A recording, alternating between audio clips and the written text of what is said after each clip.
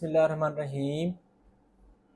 अक्सर हमारे पास पेशेंट्स आते हैं और वो कंप्लेन करते हैं कि डॉक्टर साहब हमारे बच्चों के जो दांत हैं वो काले होना शुरू हो गए और भुरभुरे होना शुरू हो गए और जो है ना वो पीले होना शुरू हो गए। तो ये आम बीमारी है हमारे बच्चों के अंदर, ये जो है ना आजकल काफ़ी ज़्यादा कॉमन है। तो उसकी क्या वजूहात हैं, आइए हम इस वीडियो के अंदर जानते हैं कि वालिदैन को कौन सी एहतियातें करनी चाहिए, कौन से जो है ना वो चीज़ों को कंट्रोल करना चाहिए, ताकि जो है ना वो बेहतर अंदाज में बच्चों की ग्रोथ भी हो। और ये जो मसला बच्चों के अंदर दांतों का आ रहा है, तो आखिर उसके पीछे क्या वजूहात है। अक्सर हमारे बच्चों के अंदर आजकल जो बढ़ता हुआ रुझान है वो है ज़्यादातर मीठा खाने का।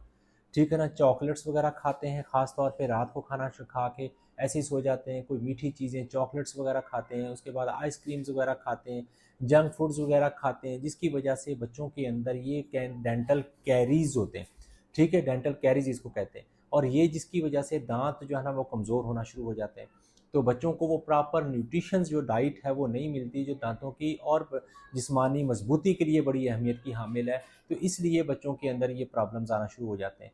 दूसरे नंबर के ऊपर क्योंकि हमारे बच्चे रेगुलर बेसिस के ऊपर अच्छी न्यूट्रिशन नहीं खाते, जिसकी वजह से बच्चों के अंदर ये प्रॉब्लम्स आते हैं, जिनको विटामिन डी वगैरह हो गई, कैल्शियम हो गई, मैग्नीशियम्स वगैरह हो गए और मल्टी वाइटामिन जो है ना हो गए, जो कहाँ से मिलते हैं, हमें फ्रूट से मिलते हैं, नेचुरल जो है ना प्रोडक्ट से मिलते हैं। ठीक है ना, अच्छी खुराक खाने से मिलते हैं।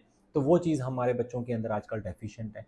और तीसरे नंबर के ऊपर जो सबसे अहम चीज़ है वो है हमारे बच्चों के अंदर क्या, दूध फीडर जो है ना वो नहीं छोड़ते।